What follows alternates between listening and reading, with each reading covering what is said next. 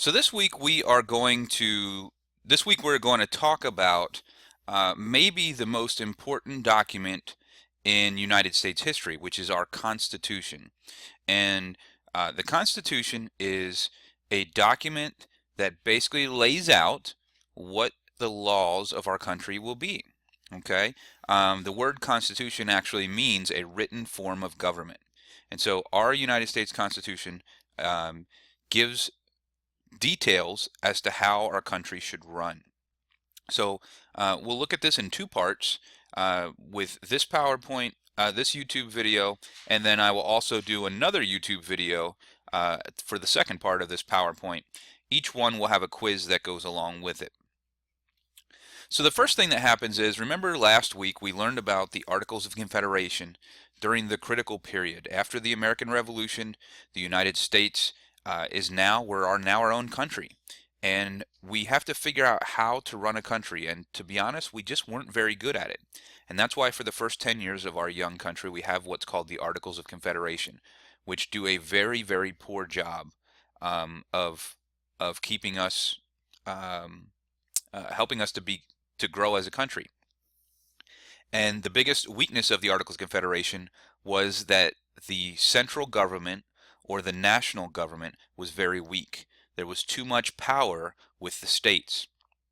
Well, today as we look at the Constitution, you're going to see that when the framers of the Constitution got together at the Constitutional Convention, they decided that they had to put more power in the central government so that the states would have to follow along and that we could function as one country rather than 13 different little countries.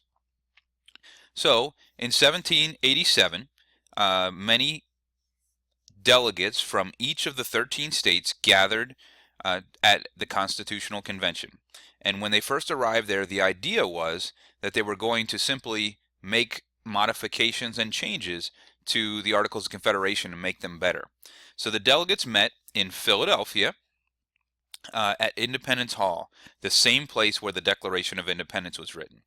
And after they started to meet, they realized that they couldn't just make changes to the Articles of Confederation. They had to throw it out altogether and make a new Constitution altogether.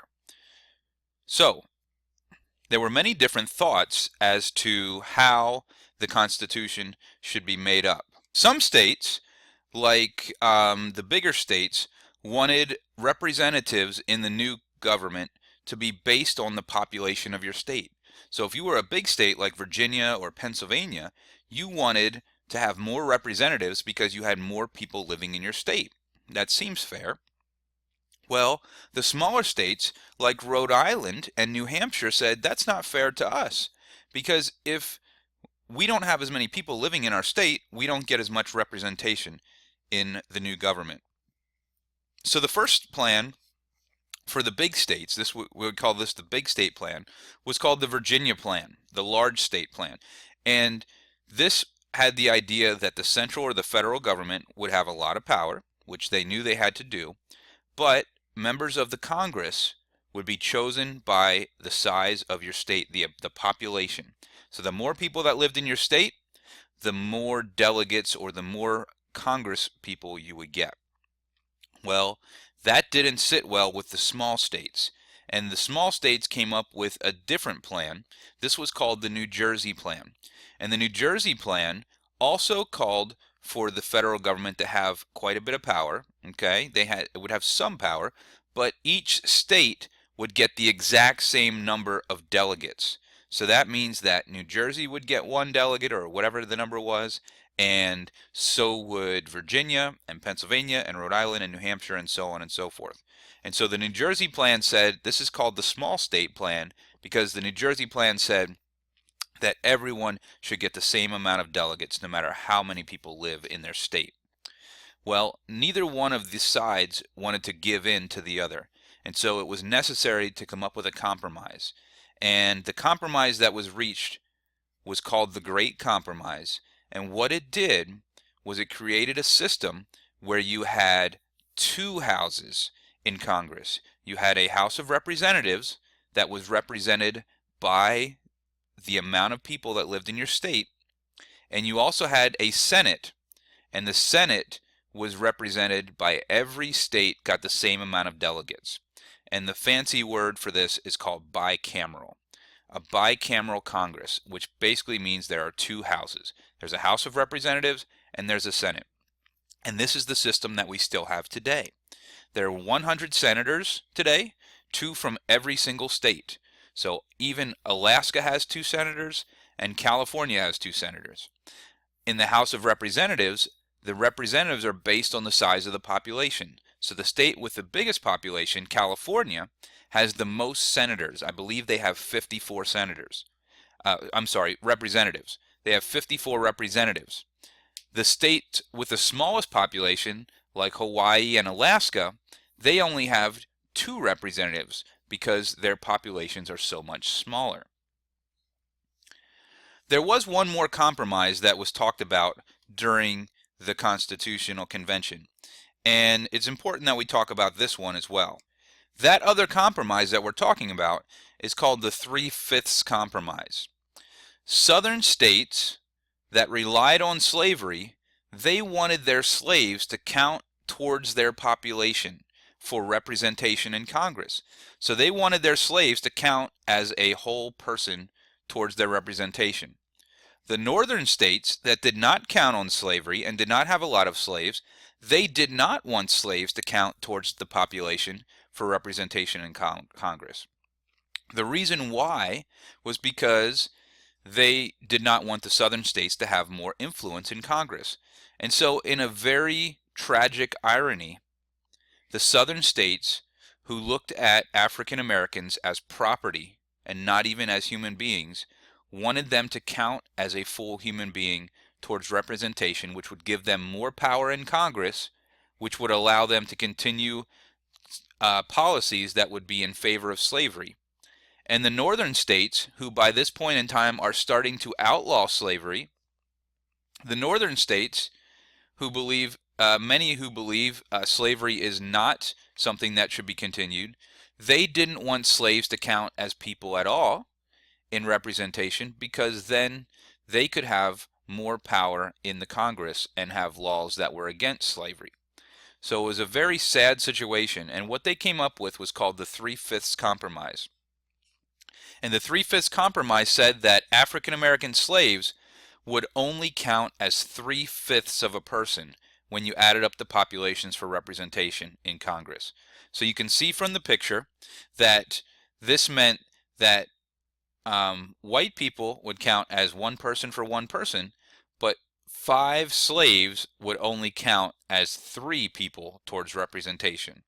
A very sad and tragic moment in our history, and this Three-Fifths Compromise was written into our Constitution.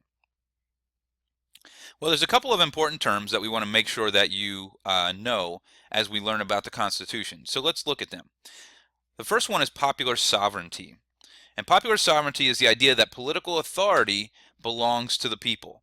And so this is that when there's a decision to be made, such as new states came into the Union, when they wanted to decide whether the state was going to be a slave state or a free state, what they did was they used popular sovereignty. The people that lived in the state got to vote whether they would have that state be a slave state or a free state.